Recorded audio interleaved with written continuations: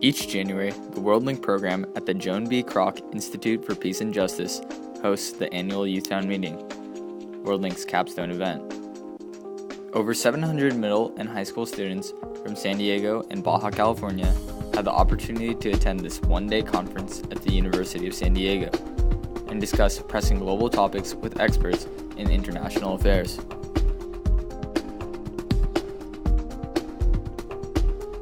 The day begins with the opening plenary in Shiley Theater, giving all 700 student delegates a general background of a central theme by listening to distinguished panelists. Throughout the day, students attend 3 briefing sessions pertaining to more specific topics regarding human rights and worldwide injustices. The conference concludes with the closing plenary, giving student delegates the opportunity to reflect on the day's discussions. On January 25, 2012, the 15th Annual Youth Town Meeting was held, focusing on the student-selected theme, The Right to be Human, which centered around the following areas: culture and identity, disabilities, displacement, responsible business, and international justice.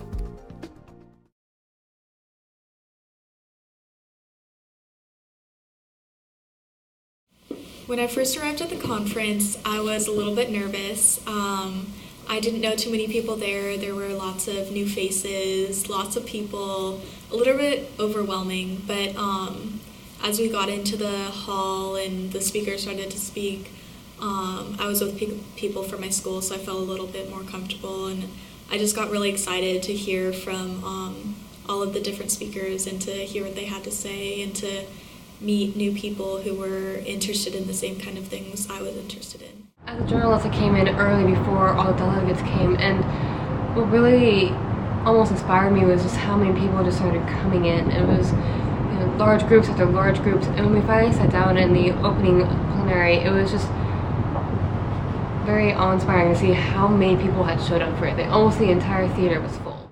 I was so excited to be a speaker, but actually the story goes that I had written a speech a few weeks in advance and I had it all ready and everything like that, and then the night before at about 11 p.m. at night I was going over my speech and I was practicing it and I just realized that it wasn't what I wanted to say. It really was not what I wanted to say, and so I started over. I just completely scratched out the speech and wrote an entirely different speech. A much shorter speech and a much more relatable speech is what I was going for. I just really realized that I didn't want to be the type of speaker that I had heard a million times at school assemblies and things like that. I wanted to be a WorldLink speaker because every WorldLink speaker I'd ever heard had left me completely inspired. What would you do with a free afternoon?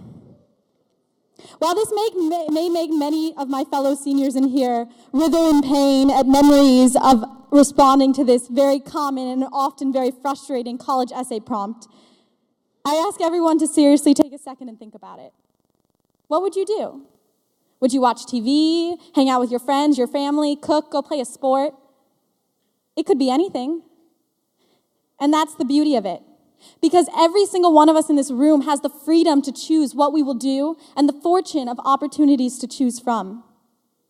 But millions of people all over the world don't have that same freedom. People our age, people older, people younger, chained by issues of culture and injustice, discriminated against because of disabilities, confined by displacement, repressed by irresponsible business practices. These people could only dream of the millions of things you can do with a free afternoon.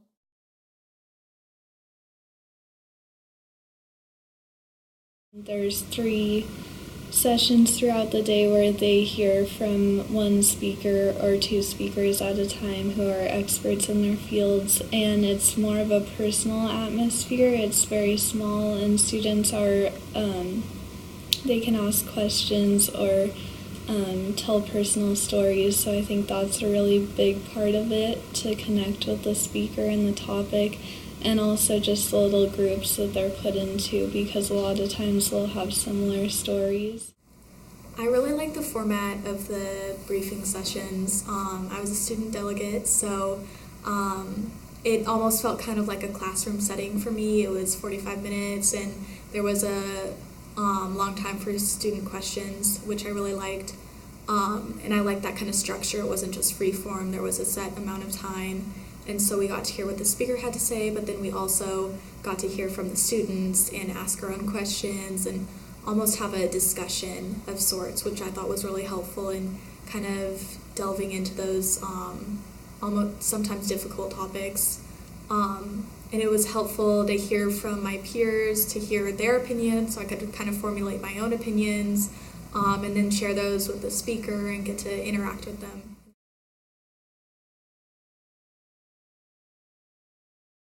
Last year, some junior high student step out and say hey, what can I do? You're talking, she was a woman activist, microcredits for women.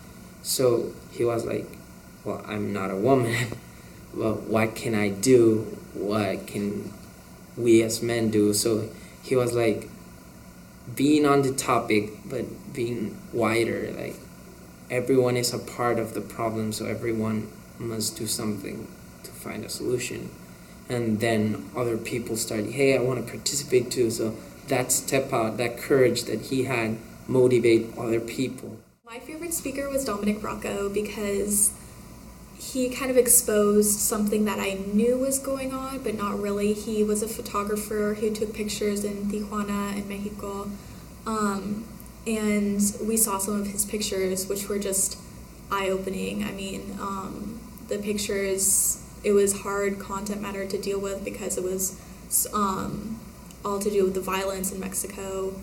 And because it's something that's so close to where we live, it was something that you hear about, but you don't really see all the time, I guess. So that just kind of resonated with me and kind of made me realize that there's so much more going on than inside of just San Diego.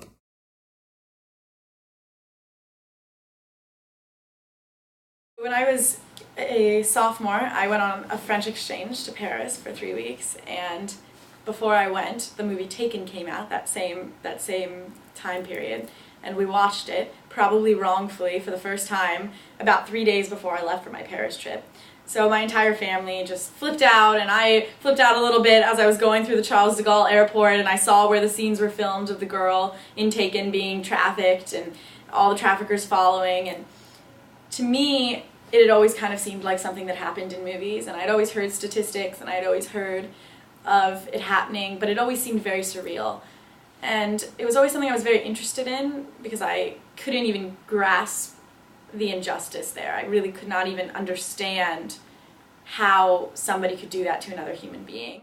But at the WorldLink conference, it finally became real. It wasn't just something in movies. It was something that people really dedicated their lives to and people lost their lives for. And it really made me stop and think about if there's something that I can do from here on out.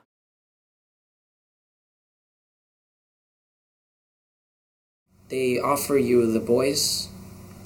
There are not as much in my country because of governmental, they don't make those programs as often as in other parts of the world.